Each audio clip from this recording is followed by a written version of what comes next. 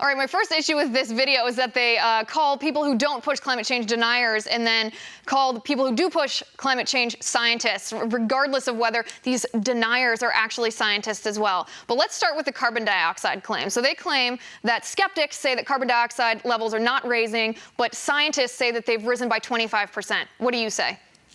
It's a completely laughable straw man argument. No skeptics are saying that carbon dioxide isn't rising. They've obviously risen, and they actually have risen. 80% of the man-made portion has happened after World War II with the post-war boom in the economy. And that's not in dispute. No one's arguing that. What we're arguing is that among the hundreds of factors that influence climate is carbon dioxide the control knob, and will it lead to a climate catastrophe? And these so-called deniers who reject that include Nobel Prize-winning physicists like Dr. Ivar Giavar. It includes former United Nations scientists who've turned against the organization. It includes who's considered Einstein's successor, Freeman Dyson, a physicist from Princeton University. It is nonsense to claim anyone's disputing that CO2 is rising. What we're disputing is it's a control knob and that the hundreds of other factors don't influence it. He also mentioned Arctic ice. This is an important point, Liz.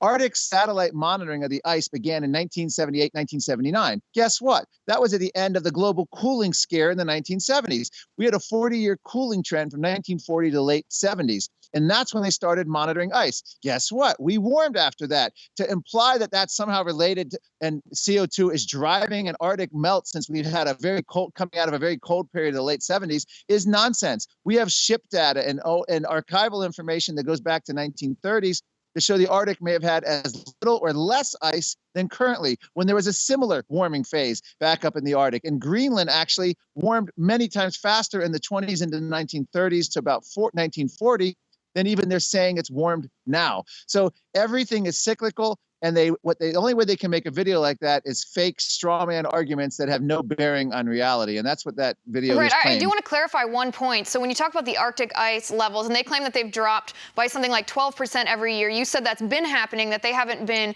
tracking it for the certain amount of time. The discrepancy here, or the fallacy, if you will, is that it's caused by the carbon dioxide?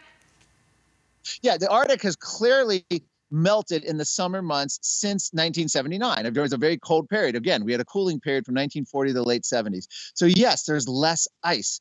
But even in recent years, there's been a somewhat recovery since I think the low point now, I think it was 2012 or 2013, they had a low point in the satellite monitoring. And now we've recovered. And if you actually look at some shorter term trends, which you don't want to do because you like to look at time scales, the Arctic ice seems to be recovering. They won't mention Antarctic ice, which is funny. The Antarctic sea ice has actually been at or near record extent since the satellite monitoring went up. And that's significant because it actually went up during the cold phase in 1979 at the same time. So the fact that the ice has grown down there is interesting.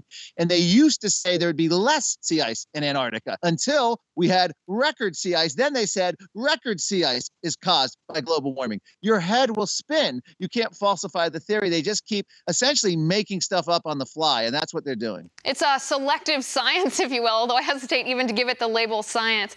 Mark, I appreciate you coming on the program today. We are out of time, but stay warm. Looks like you're having a great time in the snow. I'll talk